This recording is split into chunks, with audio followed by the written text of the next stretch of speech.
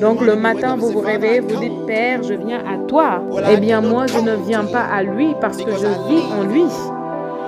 Vous comprenez? Alors, arrêtez de venir. Parce qu'en venant chaque jour, vous êtes en train de lui dire que vous partez toujours après avoir prié. Alléluia. Vous savez, le Seigneur a été gracieux envers nous. Il a été gracieux envers nous d'une manière très merveilleuse. Partout où nous allons, c'est la même histoire. Partout, la même histoire. L'Esprit de Dieu qui bouge avec nous d'une manière très spéciale, touchant des vies. Et je veux commencer à partager avec vous à partir de ce soir certaines vérités très merveilleuses qui sont cachées dans une prière très ordinaire que nous prions partout dans le monde. Certains d'entre vous, aujourd'hui, vous êtes venus malades, espérant être guéris. Bien sûr, oui. Vous serez guéris.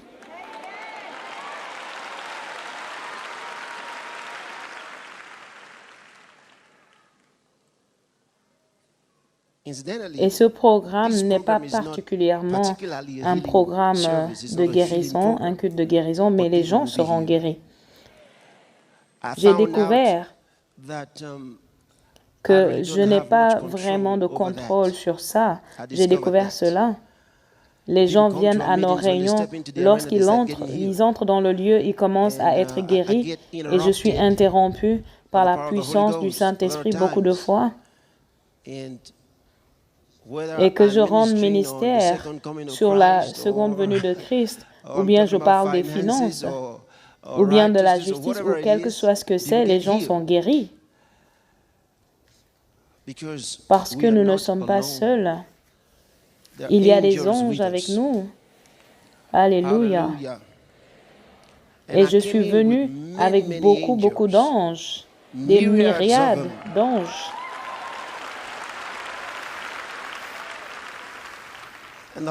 Et le lieu tout entier est entouré par des anges maintenant. Il y en a beaucoup à l'intérieur ici, beaucoup à l'extérieur. Beaucoup étaient là avant que nous n'arrivions. Vous voyez, certains étaient là depuis des jours. Vous voyez, parce que nous ne sommes pas seuls. Jésus a dit, je suis avec vous. Et ce n'est pas une promesse, c'est une réalité. Alléluia. Ce n'est pas une promesse, c'est une déclaration de fait. Il dit, je suis avec vous. Et lorsque Jésus parle, vous feriez mieux de le croire. Louange au Seigneur. Puis-je avoir l'autre micro, s'il vous plaît? Comme ça, je peux mettre ceci. Hallelujah. Alléluia, louange au Seigneur. D'accord? J'aimerais vous lire maintenant dans 2 Corinthiens, chapitre 13.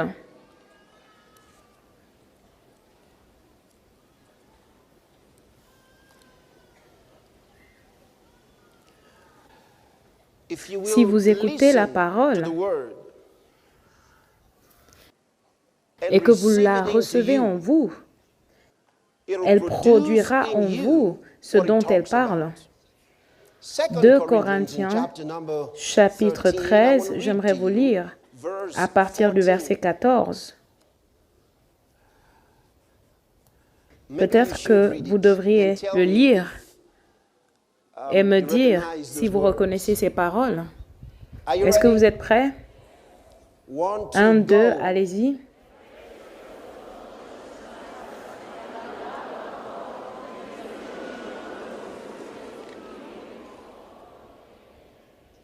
Une fois encore.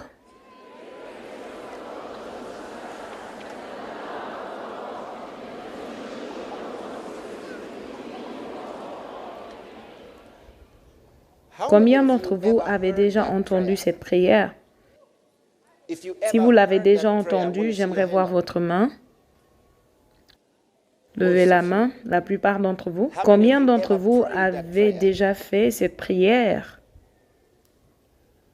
D'accord, la plupart d'entre vous, je vous l'ai dit. C'est une prière que beaucoup de chrétiens récitent en fait partout dans le monde. Mais parfois, je me demande si nous prenons le temps d'essayer d'étudier les choses que nous lisons de la Bible ou les choses que nous disons pour découvrir combien de vérité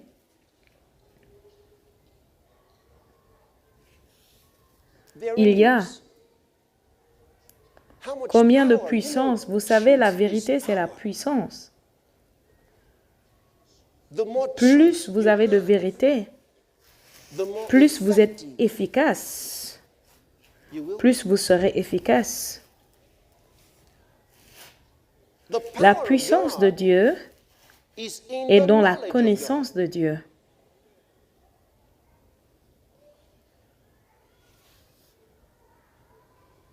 Alléluia.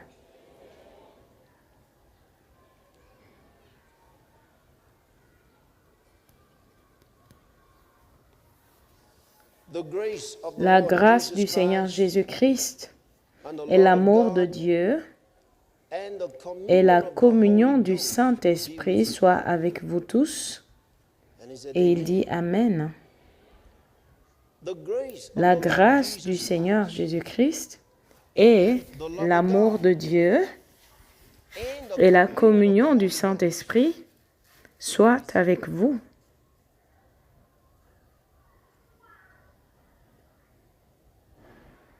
Combien puissant ceci est.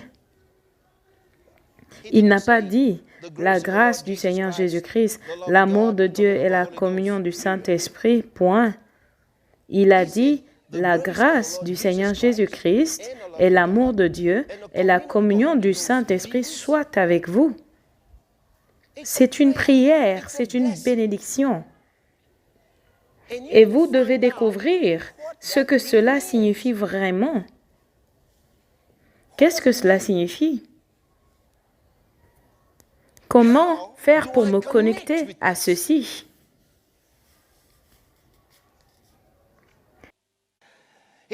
Il dit la grâce du Seigneur Jésus-Christ et l'amour de Dieu et la communion du Saint-Esprit soient avec vous tous.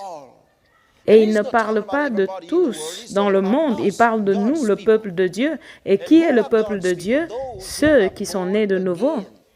Jésus a dit, sauf si vous naissez de nouveau, vous ne pouvez pas voir le royaume de Dieu. En d'autres termes, vous ne pouvez pas faire partie du royaume, vous ne pouvez pas partager le royaume, expérimenter le royaume de Dieu. Donc, vous devez naître de nouveau. Il dit, je vous dis, vous devez naître de nouveau. Et pour naître de nouveau, ça veut dire être recréé. L'esprit humain doit être recréé en Dieu. Alléluia. C'est un miracle de Dieu.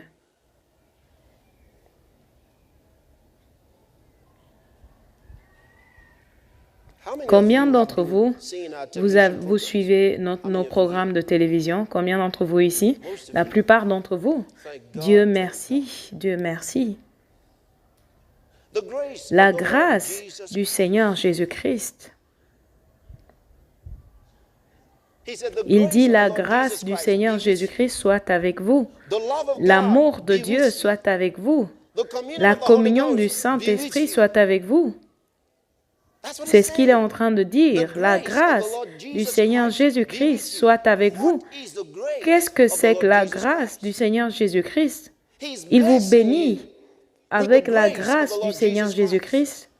Qu'est-ce que cela signifie? Qu'est-ce que c'est que la grâce?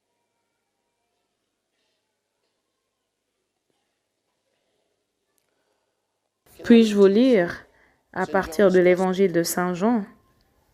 J'espère que vous avez vos Bibles ici. Si vous n'avez pas une Bible ici, je suis vraiment désolé pour vous.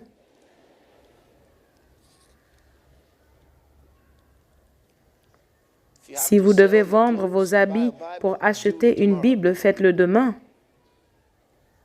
C'est le meilleur livre dans le monde.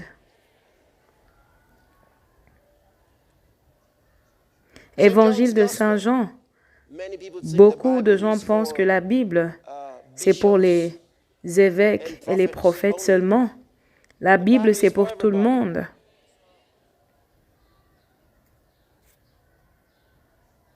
Ce livre vous montrera la pensée de Dieu.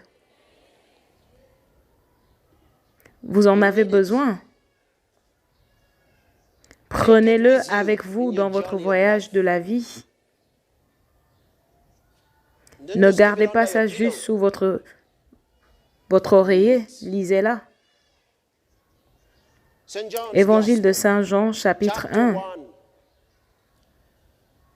Je lis à propos de Jésus pour vous et je vous lis à partir du verset 14.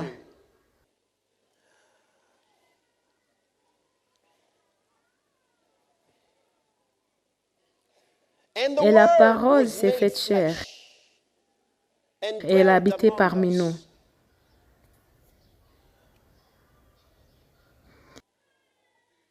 Et nous avons contemplé sa gloire, la gloire du Fils unique du Père, plein de grâce et de vérité. Je lis ceci et je suis touché. C'est difficile pour moi de méditer sur ces versets de la Bible sans sentir l'onction de l'Esprit de Dieu traverser tout mon être. Il dit, la parole s'est faite chair.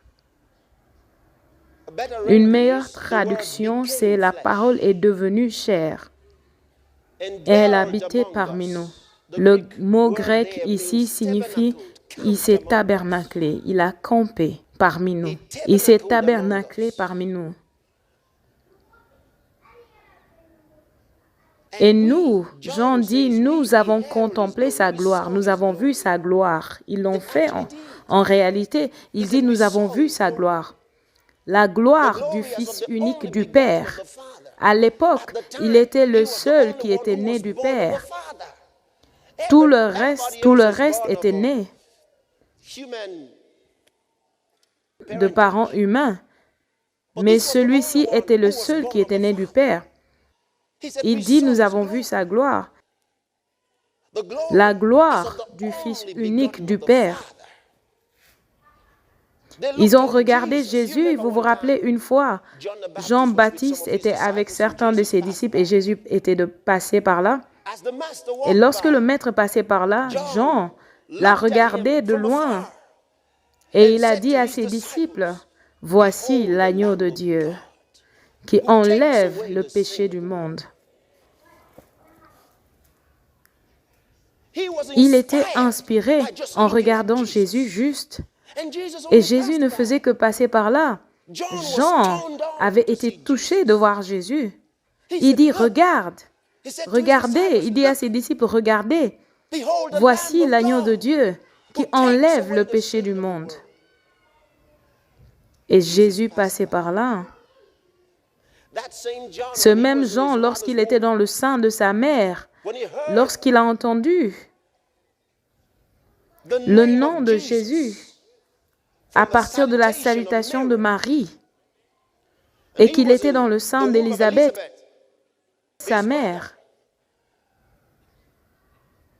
Lorsque Marie a dit, l'ange m'a dit, son nom sera appelé Jésus. Jean le Baptiste, dans le sein de sa mère, a fait un salto. La Bible dit qu'il était rempli du Saint-Esprit juste en entendant le nom de Jésus. Maintenant, il est un homme adulte. Jésus passe par là. Et il est encore emporté par la présence de Jésus. Il est toujours inspiré par Jésus. Il dit, regardez, regardez, regardez. L'agneau de Dieu qui enlève le péché du monde. Et ses disciples ont commencé à regarder Jésus. Ils ont admiré Jésus lorsqu'il passait par là. Maintenant, Jean nous dit, Jean, l'un de ses disciples, nous dit, nous avons vu sa gloire. La gloire du Fils unique du Père, Et ensuite, il déclare une de ses phrases les plus puissantes dans la parole de Dieu. Il dit plein de grâce et de réalité. Oh Dieu, plein de grâce. Il dit, nous avons vu sa gloire. Celui qui est né du Père, rempli de grâce. Qu'est-ce que c'est que la grâce? La grâce, c'est le reflet externe d'une influence divine. Lorsqu'il y a une présence divine quelque part et elle est reflétée à l'extérieur, cette lumière que vous voyez, cette beauté que vous voyez, c'est ça la grâce de Dieu. La grâce de Dieu est la beauté de la divinité. C'est la puissance de Dieu, c'est la gentillesse de Dieu, c'est la manifestation de l'amour de Dieu. Lorsque vous voyez Jésus, vous voyez la manifestation de la grâce divine. Ils n'ont pas envie de s'enfuir. Les alcooliques, les pécheurs n'ont pas envie de s'enfuir loin de Jésus. Sa grâce les attire. Sa grâce vous tire. Jean dit, nous avons vu sa gloire, la gloire du Fils unique du Père, rempli de grâce, plein de grâce, complet avec la grâce, repu de grâce. Il dit, nous l'avons vu rempli de grâce. Lorsqu'il marchait dans les rues, il était l'incorporation de la grâce divine. Jésus, rempli de grâce et de réalité. Lorsqu'ils ont vu Jésus, immédiatement, ils pouvaient le discerner parmi tout. Peu importe ce qui était leur poursuite dans la vie, ça cessait dès qu'ils voyaient Jésus rempli de réalité. Vous pensez aux belles maisons, aux belles voitures, toutes ces choses que vous avez autour de vous, vous pensez que c'est grand. Attendez de voir Jésus. Attendez juste jusqu'à ce que vous voyez Jésus. Il dit, rempli de grâce et de réalité. Oh, alléluia. Alléluia. Rempli de grâce. Regardez ce verset. Il dit, et la parole s'est faite chair. La parole est devenue chair. La parole est devenue chair. Oh, alléluia. La parole qui est sortie de la bouche de Dieu est devenue chair. Qui est Jésus? Jésus est la parole de Dieu devenue chair. La parole que Dieu a déclarée lorsqu'il a dit que la lumière soit et que la lumière fut. Il a parlé et la création est venue à l'existence. Ces mêmes paroles qui ont créé le monde, la Bible dit, sont devenues chair. C'est de là que Jésus est venu. Vous voulez connaître Jésus? Il est la parole de Dieu, faite chair. Il est celui qu'on a appelé du sein du Père. Il demeure là-bas. Lorsque Dieu parle, il parle sa parole. Sa parole est Dieu. Donc il dit, au commencement était la parole, le logos de Dieu. La parole était avec Dieu, dans le sein de Dieu. Et la parole était Dieu. Cette parole, il dit, est devenue chair. Lorsqu'il a dit que la lumière, qu'il soit, cela est devenu. Donc, lorsque Jésus est venu, il disait des paroles. Il disait aux yeux aveugles, ouvre-toi. Et ils s'ouvraient.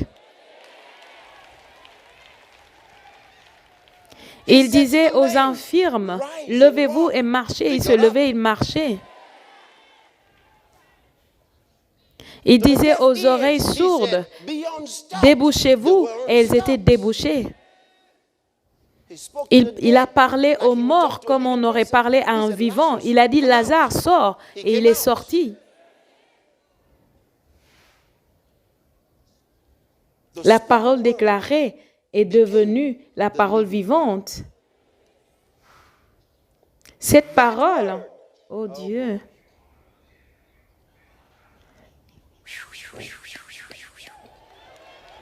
est-ce que vous êtes prêts pour quelque chose? Est-ce que vous avez votre Bible avec vous? Levez votre Bible que je la vois. Meilleur livre au monde. J'ai une chanson qu'on chante toujours à propos de la Bible. Nous la chanterons demain. Louange au Seigneur. Écoutez ceci. Regardez. J'aime ça, j'aime ça. Au verset 16, il dit, et de sa plénitude. Regardez, au verset 14, il a dit plein de grâce et de réalité, de vérité. Et maintenant, au verset 16, il dit, et de sa plénitude, nous avons tous reçu grâce sur grâce. En d'autres termes, grâce empilée sur d'autres grâces, une abondance de grâce. Alléluia. Il dit de sa plénitude, nous avons reçu. Nous avons reçu de sa plénitude de grâce. Nous avons reçu de sa plénitude de réalité.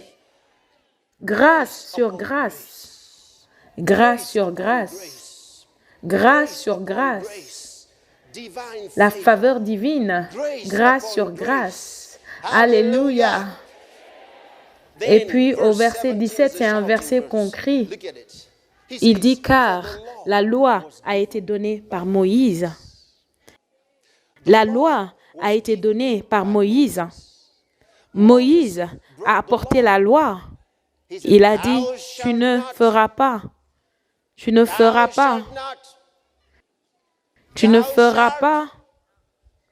Tu ne feras, tu feras. Et si vous brisez ces lois, la mort. C'était la loi du péché et de la mort. La loi est venue par Moïse.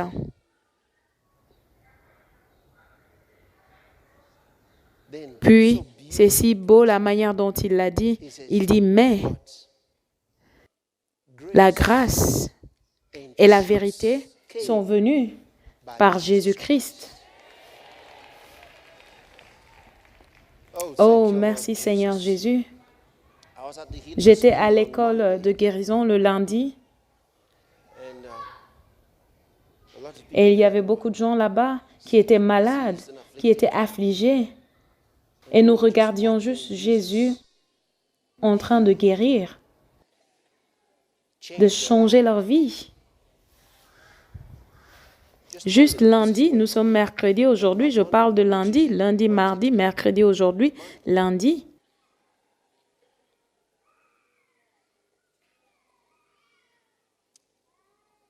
Et je pensais, lorsque je regardais derrière moi et que je voyais une femme qui était sortie de sa chaise roulante, les médecins avaient dit qu'elle n'allait plus jamais marcher, et je regardais derrière et je l'ai vue danser,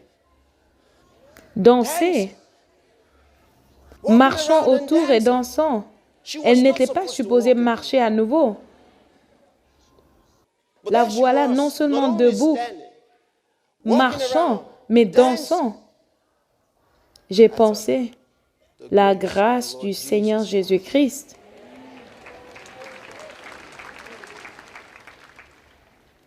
Je me rappelle une petite fille qui était sourde. Et cette petite fille, lorsque je lui ai imposé les mains, une petite fille, je me demande quel âge elle avait, peut-être, qui sait, elle avait 6, 7, 9 ans, elle avait à peu près cette taille. Et puis elle est juste tombée sous la puissance. Elle est tombée sous la puissance, mais ses oreilles avaient été débouchées. Et elle a commencé à entendre. Le jour suivant, hier, on l'a amenée et elle pouvait entendre même un chuchotement. Comment pouvez-vous expliquer cela? Comment pouvez-vous expliquer cela? Nous pouvons seulement voir que Jésus-Christ est le même hier, aujourd'hui et pour toujours. Amen. Alléluia. Il est le même hier, aujourd'hui et pour toujours. Et maintenant, il nous dit, de sa plénitude, nous avons tous reçu grâce sur grâce, car la loi a été donnée par Moïse, mais la grâce et la vérité sont venues par Jésus-Christ. Oh, alléluia. J'aime ceci. Et puis il nous dit au verset 18, « Aucun homme n'a jamais vu Dieu. Le seul Fils engendré qui était dans le sein du Père, dans la présence du Père, lui l'a révélé. » Jésus a déclaré Dieu, l'a révélé à nous. Vous savez, une fois, les disciples de Jésus sont venus à Jésus et ils ont dit, « Maître, montre-nous le Père. Tu parlais du Père tout ce temps. Montre-nous le Père et nous serons satisfaits. Montre-nous juste le Père. » Ils s'attendaient à ce que Jésus dise, « D'accord, vous êtes prêts à voir le Père? » Et ils vont dire, « Oui, nous sommes prêts. » Et puis, il va juste lever la main et il va juste ouvrir les cieux et dire, « Est-ce que vous pouvez voir le Père? Il est là-bas. » Non, Jésus n'a pas dit ça. Jésus leur a dit, « J'ai été avec vous tout ce temps et vous ne me connaissez pas encore. Quiconque m'a vu a vu le Père. »